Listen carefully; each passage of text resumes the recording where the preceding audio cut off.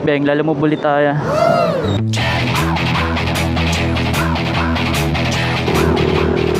Meron na tayo nakuha ang booking. Pick up natin dito sa Marikina papuntang Manila. Bali, naka-regular booking to mga paps. Kaya pwede pa natin kuha na nakasabay ito. Ang ganda ng panahon ngayon. Kaya maganda talaga lumabas umaga. Kasi madalas sa hapon nag-uulan eh. May araw na mataas ang shipping fee, lalo may araw din na mababa, hindi siya consistent eh. Pag alam niya yatang weekend, binababaan niya yung shipping fee. Kasi alam niya maraming rider ang babiyahe sa kanya. Kaya di pa rin siya mapapanisan ng booking. Sabi yung pick up natin, 4 kilometer. Yung shipping fee na ito, nasa 121 pesos lang yata. Malit na box na di papadala sa atin dito. Gano'n kaya kalit yung box na to. Minsan kasi mga sinasabi ng customer natin sa lungat eh. Pag sinabi nilang maliit, malaki pala. Pag sinabing konti, madami pala. Pag sinabing magaan lang, mabigat pala. Maraming ganyan dito kay Lalamove eh.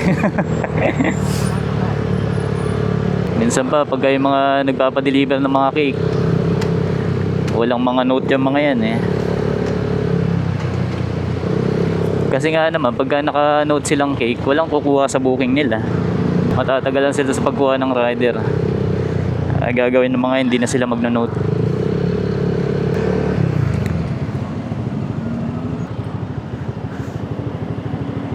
Hello po. Saan po kayo? Dito ako sa tapat ng school sir. Tabing Mercury Drug po. Pupunta ako dyan. Sige po. Kyle Tadalan po. Okay. Anong laman nito, sir? Sige po. Thank you po.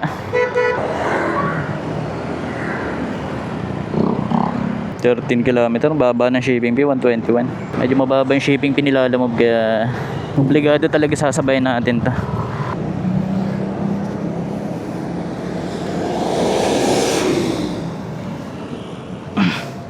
Saan na natin siya itali?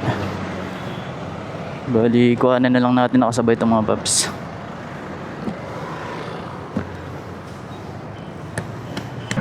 Ito Manila, 12 kilometer pickup. Layo. Bababa ng shipping fee.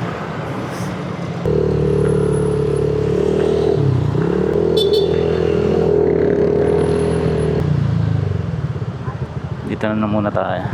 Ikaw muna tayo nakasabay ng booking natin. Gapang ulit tayo mga paps. Kita pwede mag-stay dito. Baka hindi na tayo makakuha ng booking. Ganun yung pag yung mga nababasa natin sa mga comment ng mga kapwa natin Lalamove rider sa mga post natin. Kaya pala minsan hindi na tayo nakakakuha ng kasabay kahit regular booking lang yung dala-dala natin. Yung pala dapat pala wag kang magtagal sa isang area lang, gapang-gapang ka rin. Kasi pagka na-trace yata ni Lalamove na wala kang galaw tapos di mo pa na-deliver na nakuha mong booking, gagawin ni Lalamove, di ka na niya papayagan na kumuha pa ng panibagong booking ulit hanggat di mo pa na-deliver yung nauna mong nakuha ang booking. Kaya isa din yan sa mga tips mga paps para makakuha pa rin kayo ng isasabay nyong booking. Gapang-gapang lang kaya.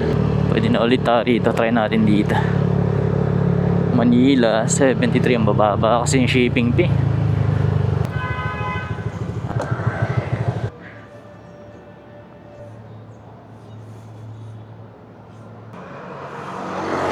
Medyo matagal na rin tayo nagantay mga paps. Wala pa tayo nakukuha ang kasabay ng booking natin. Baka hindi na rin tayo makakuha ulit ng kasabay na ito. Tingnan natin sana makuha na natin ang kasabay ito. Kasi talo tayo sa biyahe pag isa lang dala mo. Tapos na nakuha pa natin, regular booking lang. Okay lang sana ang priority. Kahit pa paano may laban pa. Masaklap niyan, baba ng shipping fee tapos isa lang dala natin. Aray mo. Diliman, Tipolo. Hirap naman ang booking papuntang Manila. Ay, laki ng na ito, Binyan, Laguna. Parang sarap bumiyahe ng pa-south naman. Mga papuntang Laguna, Cavite, hanggang Batangas pwede. Basta maganda yung bigayan ng shipping fee. Hirap makakuha ng kasabay ng booking natin eh. Gcash payment na naman pala tong customer na to. Kaysa ganun gawin nila, ba't di na lang nila pondohan yung Lalamove wallet nila. Nakakash ka tapos alokin mo ng Gcash payment. Maraming ganung customer natin dito kay Lalamove eh. Walang lumalabas na booking papuntang Manila. Hype na yan. Walang lumalabas eh. Oh. Deliver na muna natin to. Wala talaga tayong makuha ang kasabay nung papuntang Manila natin.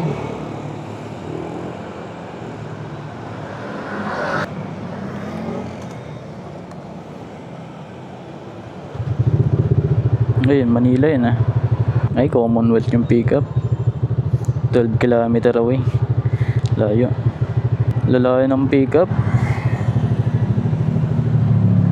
Hindi na natin kukuha na nakasabay itong mga paps. Bali, deliver na muna natin ta. Babawi na lang tayo sa mga makukuha natin booking pabalik naman. Kung mayroon man lumalabas na papuntang mga Manila, ang lalayo naman ng pickup. Nasa 7 kilometer yung pinakamalapit.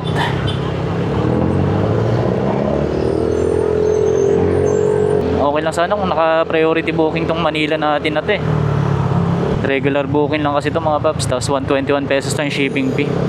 Gcash payment pa, haray mo. Mukhang malakas ang booking ng Joyride dito sa Manila. Angkas, malalakas ang angkas eh.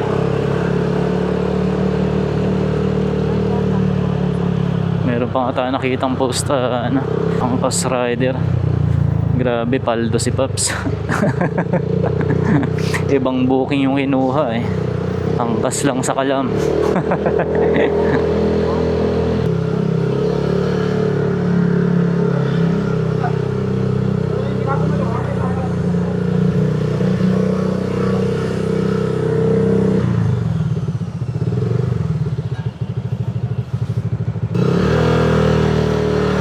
Sir, good morning po. Baka may kakilala po kayo, Jeric Sornit po. Tata. Thank you po.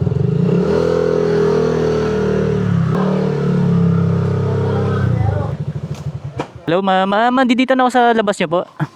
Lalamove delivery. Okay po, thank you po. Thank you po. Nag-message sa Lalamove app si customer. Kaya naman po yan ng before 11 po, Alas 10 pa nga lang, didito na tayo. Paano ba naman kasi wala tayong nakuhang kasabay. Kaya ang bilis ng deliver natin. Mabigat po Ma'am, maraming salamat Thank you po.